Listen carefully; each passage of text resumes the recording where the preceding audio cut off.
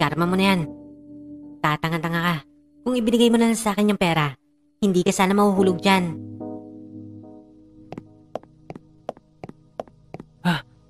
Rosa, ano nangyari rito? Nasaan na si Roberto?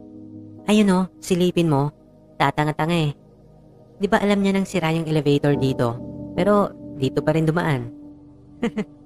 Paano siya nahulog dyan? Tinulak mo ba siya?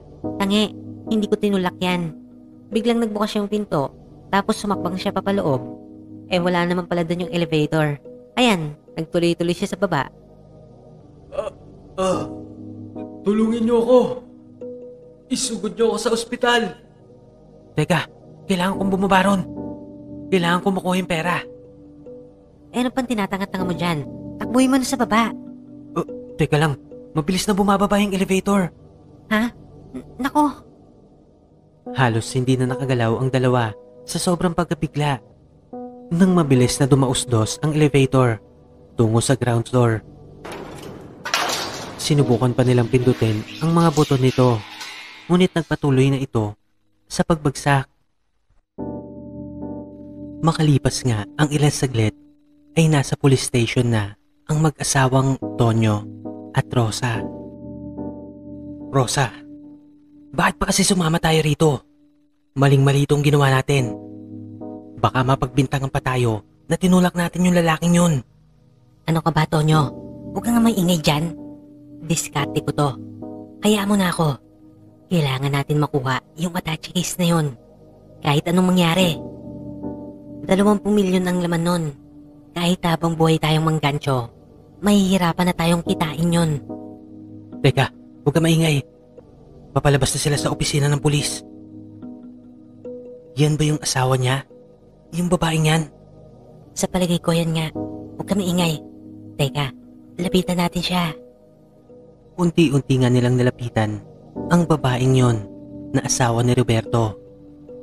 May kausap pa itong mga ilang pulis. Mawalang galang na po. Kayo po ba yung asawa ni Mr. Montemayor?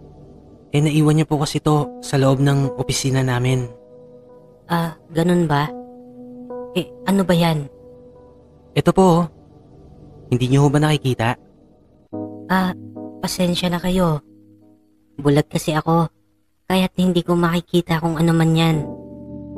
Nagulat pa ang mag-asawa nang tanggalin ng ginang na yon ang kanyang salamin. Bulag pala ito kaya't hindi nito makita ang sombrero ni Roberto na inaabot ni Tonyo sa kanya. Mrs. Montemayor, ako nga po pala si Elena Santos at kasama ko po ngayon si Attorney Rocco. Kami po kasi yung huling nakasama ng mister nyo bago siya na-aksidente sa elevator. Ganun ba? Maraming salamat. Nabanggit nga kayo sa akin ni Roberto. Kung gayon, ikaw ang pinsan niyang si Elena Santos? Opo. Ako po yung pinsan niya. Ikinagagalak ko po kayo makilala. Ikinagagalak din kitang makilala. May nabanggit sa akin si Roberto tungkol doon sa mana niyo. Ano ba ang naging usapan niyo patungkol doon? Mrs. Montemayor, actually, on process na yung mga papeles. Kailangan nga lang namin yung pambayad. Nandyan yata yun sa attache case ni Roberto. Ganun ba? Ang sabi sa akin ng mga pulis, ang laman daw nito ay napakalaking halaga. Kay Roberto ba ang perang ito? Ang totoo po niyan, ay hati po kami dyan. Yan po yung ipagbabayad namin sana kay attorney para ma-process yung mga papeles upang makuha na yung mga mamanahin namin. Ganun ba? Kung maaari pa bigyan niyo muna ako ng konting panahon para mapagdesisyonan ang mga bagay na yan. Wala naman pong problema. Kung ayaw niyo po, kukunin ko na lang po yung pera ko. Hindi naman sa ganon. Handa akong makipagkooperasyon sa inyo. Bigyan niyo lang ako ng konting panahon. Kahit mga 2 araw. Kailangan ko lang kasing kumonsulta sa kakilala ni Roberto na isang espiritista. Kinakailangan ko munang makausap ang kaluluwa ng aking asawa. Nang sa gayon ay malaman ko kung ano ba ang nais niyang ipagawa sa akin. Kung hindi niyo kasi na itatanong, ay isang espiritista ang aking asawa. Yun ang kanyang pinagkakaabalahan. Bukod sa mga negosyong kanyang pinapatakbo. Rosa, tara na. Hayaan mo na yan. Parang nasisiraan na ng bait yan eh. Ano ka pa? Huwag ka maingay. Sige po. Wala naman pong problema. Kailan po ba namin malalaman ang desisyon nyo? Bukas na bukas din. Agad kong ipapaalam sa inyo ang aking desisyon. Maraming salamat sa inyong dalawa. Sige po, maraming salamat din po. Matapos ng tagpong yon, ay agad na kumilos ang mag-asawa. Inalam nilang dalawa kung sino ang espiritistang sinasabi ng asawa ni Roberto. Agad nila itong hinanap. Hindi naman sila nahirapan na gawin ang mga bagay na yon. Nang malaman nila kung sino ito, ay agad nilang pinasok ang bahay nun. Itinali ng dalawa ang walang kamuwang-muwang na espiritista. Hindi nyo dapat ginagawa ang mga bagay na ito. Hindi nyo alam kung ano ang pinapasok ninyo. Hoy tanda, tumahimik ka. Kung ayaw mong dito na matapos ang buhay mo, makipagkooperasyon ka lang sa amin. Sinisiguro ko, hindi ka masasaktan at bibigyan pa kita ng pabuya. Iya, itigil nyo na itong ginagawa ninyo habang hindi pa huli ang lahat. Kapag ipinagpatuloy nyo ito, ay sigurado akong pagsisisihan nyo ito. Tumahimik ka tanda. Kung patayin na lang kaya kita, pakilamera ka eh. Rosa, magunustili ka. Baka mapatay mo yung tao. Huwag ka mag-alala, hindi ko papatayin to. Papatulugin ko lang. Buong lakas na inihataw ni Rosa ang isang bote tungo sa ulo ng espiritista. Agad naman itong nawala ng malay. Matapos nga nun, ay itinago na nila sa isang kwarto ang katawan nun habang nakabusal ang bibig nito at nakatali ang mga kamay at paa. Tinatawagan ko ang kaluluwa ni Roberto Montemayor. Kung nasaan ka man ngayon, ay nais kang makausap ng butihin mong asawa. Magpakita ka. Unti-unting lumabas ang isang lalaking nakasuot ng robang itim. Dahan-dahan ay lumapit ito kung saan nakaupo ang kung sino mang tumatawag sa kanya. Punyeta naman, Tonyo. Hindi ganyan ang paglakad. Di ba tinuruan na kita? Masyado kang obvious eh. Ano bang gusto mong gawin ko? Hindi naman ako marunong nito eh. Bakit pa kasi kailangan ako pa yung gumanap nito? Sino pa ba? Sino pa bang ibang aasahan ko? Umayos ka nga. Bilisan mo. Mag-practice ulit tayo. Ulit. Kailangan ma-perfect mo na to ha. Nakakapagod na. Ay, buwisit. Sige na nga. Maya-maya pa ay narinig na nga nila ang boses ng isang babae. Tumatawag ito habang kumakatok sa labas ng pintuan ng bahay na yon. Tonyo, nandiyan na sila. Bilisan mo. Magtago ka doon sa dilim. Alam mo nang gagawin mo ha. Galingan mo ang pag-arte. Konti na lang to at magtatagumpay na tayo. Sige, ako nang bahala. Nang buksan ni Rosa ang pintuan na yon, ay natanaw niya nga ang asawa ni Roberto. May kasama itong isang matandang lalaki na kanyang alalay. Agad naman nilang inumpisahan ang orasyon upang tawagin ang kaluluwa ni Roberto. At ang kaluluwa na yon ay siya namang gagampanan ni Tonyo. Tinatawagan ko ang kaluluwa ni Roberto Montemayor.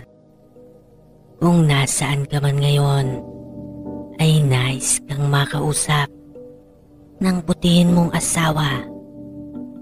Magpakita ka. Unti-unting lumabas ang isang lalaking nakasuot ng robang itim. Dahan-dahan ay lumapit ito kung saan nakaupo ang kung sino mang tumatawag sa kanya. Nandiyan na ba? Nandiyan na ba ang asawa kong si Roberto? Ayan na siya. Papalapit na siya rito. nakikita mo ba yung lumalapit? Siya ba ang asawa kong si Roberto? Opo, madam. Si Senyorito Berto nga po. Magsalita ka, Roberto. Nais malaman ng asawa mo kung ibibigay niya ba ang pera sa mga kausap niya. Nais niyang liwanagin mo ang lahat ng ito. Roberto, ano ang dapat kong gawin? Ibibigay ko ba ang perang ito sa mga taong kausap mo? Magsalita ka, Roberto. Hinihintay ng asawa mo ang kasagutan mo.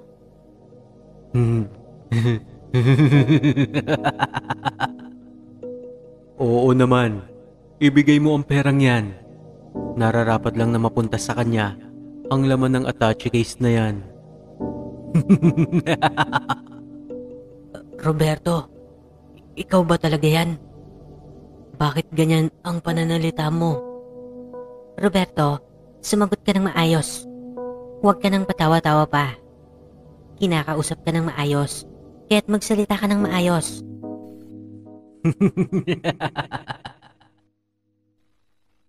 Asar na si Rosa.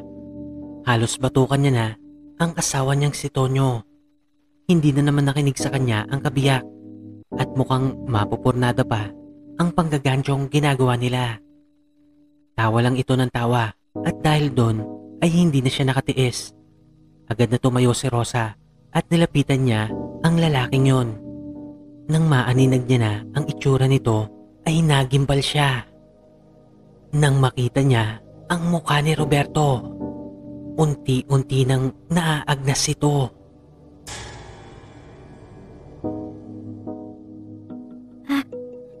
Roberto? Paano? Agad na kinuha nito ang attache case na nakalapag sa lamesa. Matapos nun ay iniabot niya ito sa gulat na gulat pa rin si Rosa. Sa kabila ng takot ay nakuha niya pang buksan yon.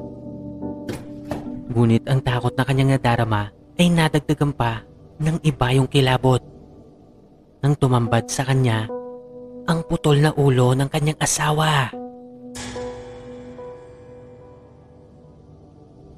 Nakasilid iyon sa loob ng malaking attache case na yon.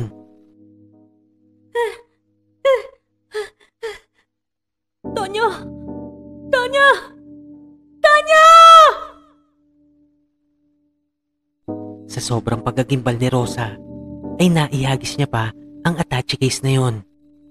Tinangka niya pang tumakbo, ngunit bago niya pa nagawa yon, ay agad na dinukot ni Roberto ang kanyang puso.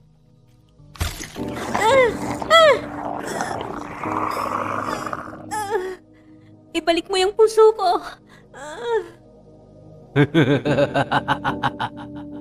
Puso? Wala ka namang puso, di ba? Ganyan ang nararapat sa inyong mga manggagancho. Kung nakinig lamang kayo sa espiritistang yon, ay hindi sana kayo mapapahamak. Kagaya niya, ay isa rin akong espiritista. Kilala niya ako. Alam niya na kaya kong pabalikin ang aking kaluluwa mula sa impyerno.